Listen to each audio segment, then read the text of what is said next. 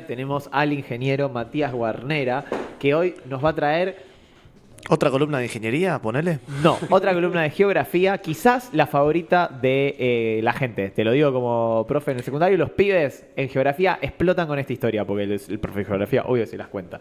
¿El profe de geografía sos vos? No. A mí también me encanta. De hecho, hoy a la tarde, porque de repente la última semana me puse a leer un libro sobre este tema, hoy a la tarde lo terminé antes de venir para acá. Y hay veces que lloro de risa con esta historia porque me parece espectacular. No sé si alguna vez escucharon, o no creo que la hayan escuchado de él, pero leyeron que Luis XIV, el rey de Francia, Sí. dijo: el Estado soy yo. Dijo, Sí, l'état c'est moi. Realmente no lo dijo, pero no importa. Pero Eso bueno, es otro o sea, debate. hay un tema ahí. O sea, si el Estado es él, sería el Estado más chico de la historia, Sí, por así decirlo. cerca del Vaticano, que Claro. no es tanto más grande que una Y persona. hay uno, podemos hacer una seguidilla de micronaciones. Yo hoy voy a hablar de todo lo contrario, que es la micronación más grande del mundo. Claro. O sea, no en tamaño, sino en riqueza, en historia, no sé, en colorido, por Como así Atlanta, decirlo. Que no somos los más grandes desde casi ningún punto de vista, pero sí desde riqueza, historia y todo eso. Sí, vos decís. Paddy, Patrick Roy Bates, es un inglés, era un inglés, que nació en Ealing, al oeste de Londres, en 1921, casi cuando Osborne iba a empezar con el hipo. ¿Se acuerdan de la primera columna del año? Sí. Casi. Ya había nacido. Fue militar en la Segunda Guerra Mundial, llegó al rango de mayor en la Armada Británica, que es uno de los rangos más altos, pero después... Jovencito. Sí. Para la Segunda Guerra Mundial llegó porque era un tipo que, como lo describen, se animaba a todo. Decía, yo tengo que hacer eso y... Vamos. Eso. Vamos, y hasta que no paramos, hasta que no lo conseguimos, no paramos. Dejó, después de la Segunda Guerra Mundial, dejó los conflictos bélicos y las armas por un tiempito. En Inglaterra estaba prohibido, en el Reino Unido, la emisión de radio. La de radio con música pop de la época. De hecho, los Beatles y los Rolling Stones empezaron a sonar en radios piratas. Entonces, durante mucho tiempo... O sea, solo podía sonar cosas en radios oficiales. que eran todas de la BBC. No había Mirá. licencia de radio para privados. Todo esto en la posguerra. Y bueno, había mucha gente, como Patrick, que se dedicaban, o Roy como le decían, se dedicaban a emitir radio pirata y poner canciones.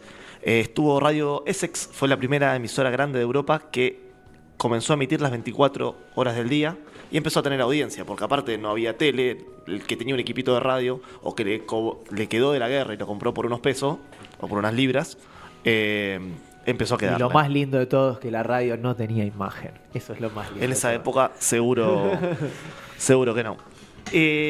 Bueno, como las radios eran piratas, qué mejor idea tuvo Patrick que ir a meterse en una construcción que había sobre el río Támesis, que se llamaba el fuerte Knockshom.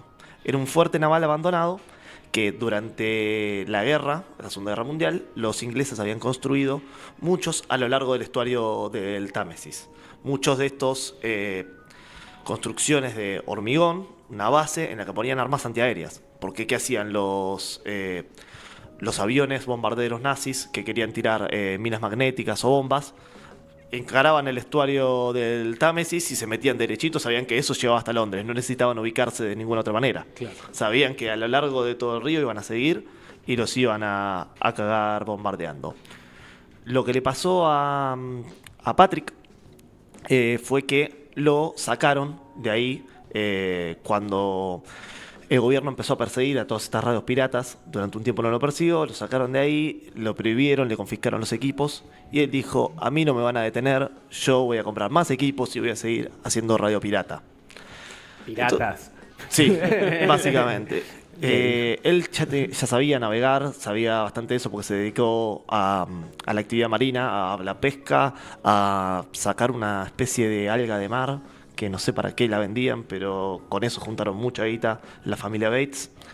Y lo que terminó haciendo fue irse a una base militar que estaba un poquito más alejada, que se llamaba Rough Towers. Ahí es donde llegó por primera vez con su hijo, que tenía 14, 15 años. Se metieron en esa base naval que tenía una particularidad. A diferencia de todas las otras, esta estaba a 7 millas de la costa de Inglaterra, Ipswich, es la zona. Entonces, él fue por el derecho de res derelictae, que significa que abandonaron sus bienes. Jurídicamente el Reino Unido había desconocido esa fortaleza. Entonces era terra nullius. Sí, del primero que llegaba se trepaba, se hacía dueño. ¿Pero estaba fuera de la plataforma marítima? No. ¿También? La plataforma eran de 3 millas. Claro, y esto estaba a 7. En esa época todavía eran más chicas, después las agrandaron. Después por el caso de la Isla de las Rosas, ahora, ¿no? No estoy seguro si es por eso. Creo que sí. Pero hay un poco, que hay un poco caso de eso. Parecido, ¿no? Ahora, esto estuvo abandonado. Sí. Mucho tiempo. Y está en el medio del mar. Y Sí. vos me decís, dale, vamos. Con un niño de 15 años. ¿Eso en qué estado estructural podría llegar a estar? Podría estar mejor, pero estaba construido hace 20 años para aguantar armas antiaéreas, para aguantar... De hecho, sigue en pie. Sí, bueno, sigue en pie, por supuesto. Ya tendrán que ver qué hacer. Pero estoy seguro que los ingleses nos lo dijeron, che, esto lo levantamos y lo tiramos, porque en cualquier momento voy a haber otra guerra y eso iba a ser importantísimo. Entonces, no... Perdón, me estoy cagando de frío. Los ingleses lo que habían hecho, por empezar, era violado el derecho internacional, primero por construirlo en aguas internacionales. Claro. Así que no tenían derecho a decir nada. Llegó por primera vez el 24 de diciembre de 1966, y empezó a emitir radio pirata. Se la quisieron comprar, lo quisieron convencer, quisieron encontrar alguna causa tipo Al Capone, de decir, no, te metemos preso por tal otra boludez porque pasaste un semáforo en rojo. Claro. No le encontraron nada. El tipo, al otro año, después de reunirse con su abogado y estudiar muchísimas leyes, aprovechándose de que la cantidad de países en el mundo se triplicó después de la Segunda Guerra Mundial, fue y declaró el 2 de septiembre de 1967, declaró el Principado. ¿Por qué fue un Principado? Es importantísimo, porque si no se tenía que poner a escribir un montón de libros de leyes que no tenía tiempo de escribir antes de que lo echen. Fue y declaró el Principado de Sealand directamente. Entonces ya la palabra de él y de su esposa Joan o Juana era la ley directamente. Después también estaban sus hijos, Michael, que hoy es el príncipe. Y hoy es el príncipe regente. Claro. Ya tiene 2 líneas de descendencia. Tiene están los bisnietos de Roy que van a la isla. Y Penny, que mucho no participó después cuando cumplió los 18, dijo: esta no es una vida para mí, yo quiero ir a estudiar en serio. Tiene una clínica. De hecho, creo que tiene una clínica hoy en día de cirugías estéticas en Inglaterra y le fue muy bien. Fede, si querés puedes ir metiendo las fotos de la familia real. Es la familia real. Importante. Estamos hablando de una plataforma de qué superficie. Esto es de 4.000 metros cuadrados, como mucho. O sea, bueno, es bastante. Chiquito. Sí, son 2 canchas de fútbol, ponele, un poquito más. Para hacer un principado. Y además debe ser uno de los pocos naciones, si así quisiésemos reconocerlo, que no tienen ningún tipo... O sea, su superficie es toda artificial. Sí. Pero también, si vale en la isla esa que parece una palmera en los Emiratos Árabes, ¿por qué no vale esto? No, obvio. Está unida a un territorio. Bueno, Puerto Madero también. Claro.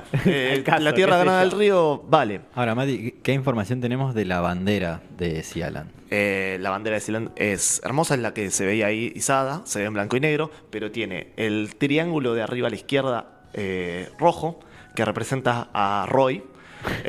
La parte de abajo a la derecha es negra, que representa a la radio pirata, y la blanca es por la paz. Bien. La diagonal blanca. Es parecido al escudo de Deportivo Maipú. Sí, hoy cuando la dibujé me dijo eso mismo. Este era Paddy ya de bastante grande. Lo importante es que la Convención de Montevideo sobre los derechos y deberes de los estados de 1933 establecía 4 cosas que tienen que tener un estado como persona de derecho internacional. ¿La saben ustedes? Un territorio. Un territorio definido, una población permanente, gobierno y leyes. La capacidad de entablar relaciones con otros estados. Bien, o sea, bastante fácil. Sí.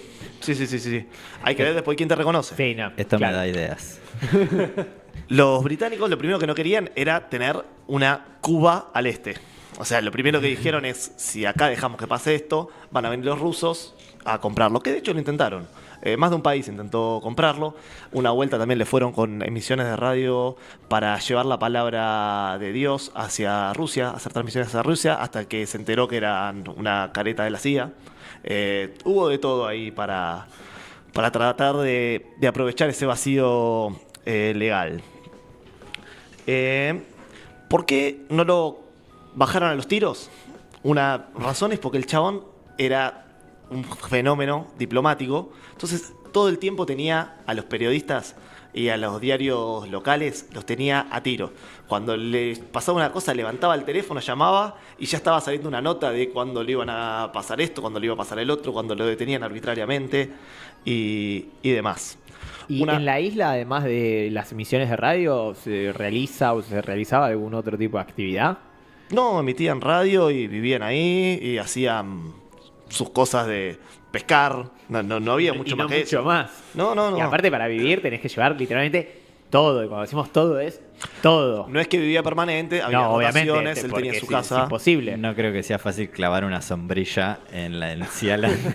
No, aparte, sí, concreto y metal. Chapa. Y además, el agua. Otro tema tremendo. Un frío terrible. El agua para tomar. No, también. Destilaban un poco como para renovar, decían que tenía un gusto horrible. Pero una locura. El libro del príncipe Michael es espectacular. Es un libro biográfico que cuenta todas esas cosas de chico. Decía que el viejo a los 14, 15 años le daba escopetas recortadas y molotov. Y si viene alguno, ves un barco que se acerca de más, lo sacudís. El primero al aire, el segundo a cubierta. Así pasó cuando un buque se acercó a reparar una boya, siempre con sospecha. ¿Viste? Siempre después resulta que en verdad los querían invadir y demás. Lo que les valió ser enjuiciados, él y su hijo, en una corte inglesa. ¿Qué es lo que terminó dictaminando la corte? Y mirá, esto pasó fuera de nuestra jurisdicción. Así que legalmente no le podemos decir nada. Había o sea, yo lo que hubiera hecho es él imprimirlo, ponérmelo de cuadro así gigante y acá tenés 1-0 para Sealand, olvídate. A partir de ahí hizo lo que cualquier persona que tiene una micronación hace, que es emitir monedas, emitir sellos postales, por supuesto. Aparte esos merchandising, se vende a lo loco. Yo me compraría la remera de la selección de fútbol de Sealand, las monedas de Sealand. Te venden títulos nobiliarios de Sealand. Títulos nobiliarios. De hecho, uno de las noticias de Sealand es cada vez que el varón Edward Sheeran saca un disco, porque Sheeran es varón de... Es varón de ahí. O sea, no es el varón Edward Sheeran. No, Ed. No existe Ed. Entre otras cosas.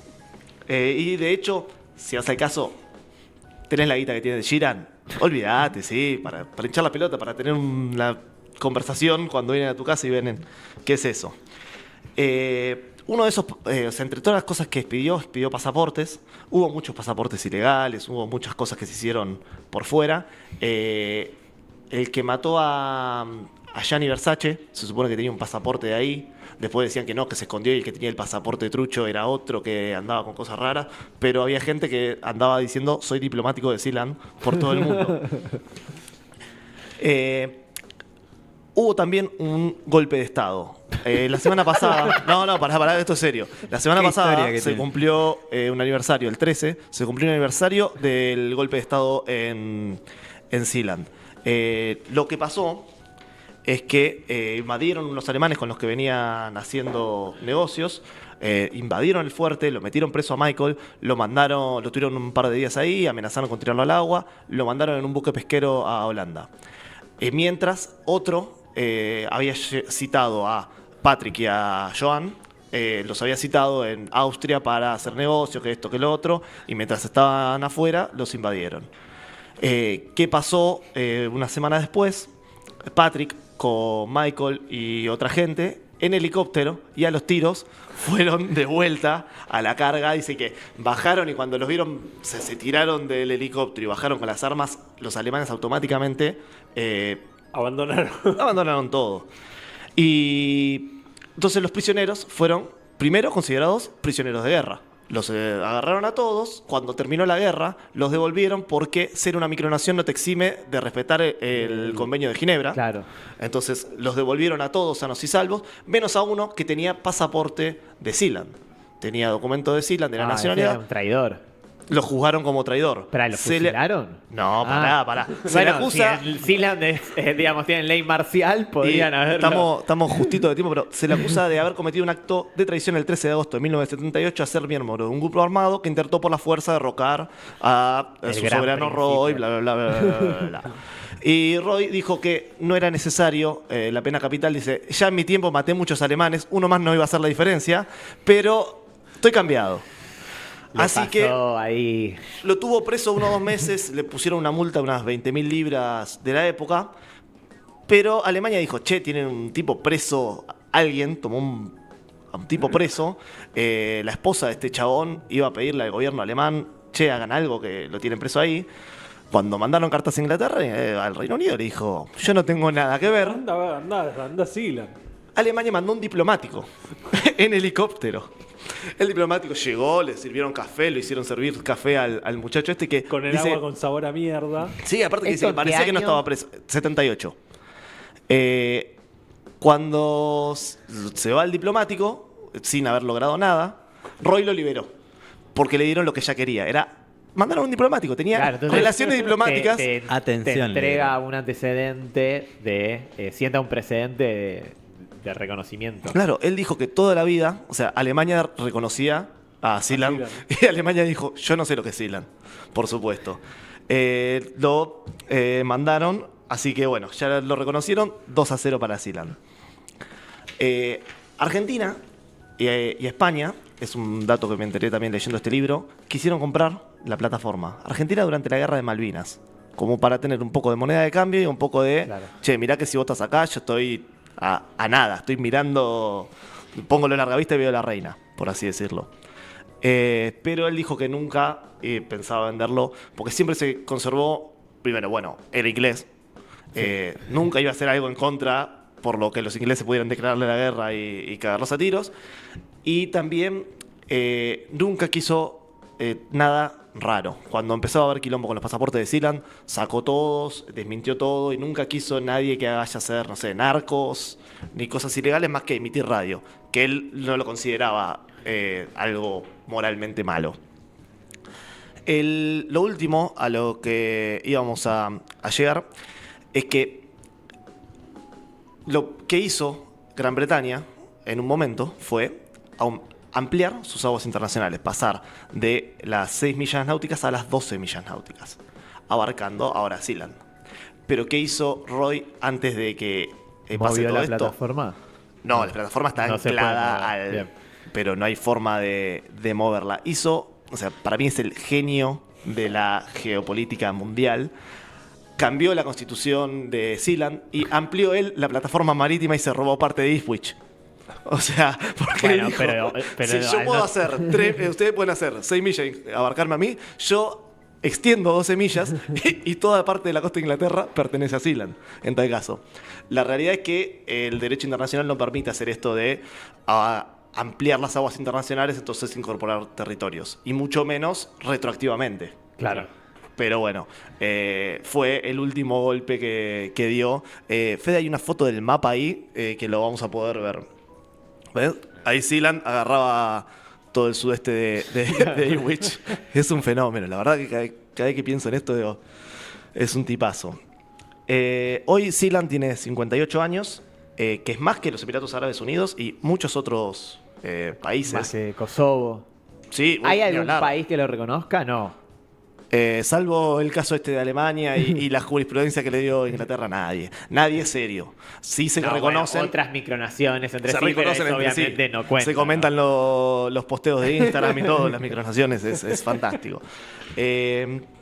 Nada, y bueno, lo último que tiene para decir que Roy le dejó el gobierno a su hijo Michael en el 99 y se fue a vivir a España durante un tiempo porque ya estaban cansados de cagarse de frío, hasta que volvieron a sus últimos días él y Juana volvieron a vivir en Inglaterra hasta que murió en 2012 y Juana poco tiempo después. Hoy sigue Michael, que debe tener más de 70 años, sigue al frente de la micronación y pues digo, tiene sus nietos que siguen yendo ahí y se casó hace un par de años, Michael a los 70 y pico, con una chica que era, una señora que hizo carrera militar china y tenía un rango muy alto, o sea, del poder chino, por así decirlo. Entonces hubo como una unión de reinos, por así decirlo. Es un reino chino, ¿no? Pero una unión geopolítica. Una unión geopolítica bastante importante. Entre el Gran Principado de China, de Sealand y la pequeña República Popular China. De China, sí. Y bueno, como decía Dito, expide títulos nobiliarios, pueden comprar un montón de cosas. Tuvo representación deportiva, escalaron el Monte Everest y pusieron la bandera de Sealand, y también otros montes como el Kilimanjaro y otros picos muy altos. Y nada, así como podés suscribirte cuando abren la suscripción a Sealand como ciudadano, te dan tu DNI y mantenés una suscripción, también te puedes suscribir a CFM desde el chat. Pueden preguntar en WhatsApp, pueden buscar en la web. Así que los invitamos a suscribirse y ayudarnos a fundar nuestra micronación. Pero siempre reconociendo la autoridad argentina. Ponele. Estoy. Bueno, y nos vamos de este programa fuera de tiempo porque tuvimos demasiada información hoy. Ni nos interrumpimos, además. O sea, fue un programa de puro contenido. Nos vamos escuchando la canción de Sealand. Sí, que hizo Art Brut. Y bueno, nos vemos el miércoles que viene. Gracias, Fede. Gracias, Alejo, por haber venido. Y bueno, gracias. Saludos. Gracias a todos los que nos escucharon.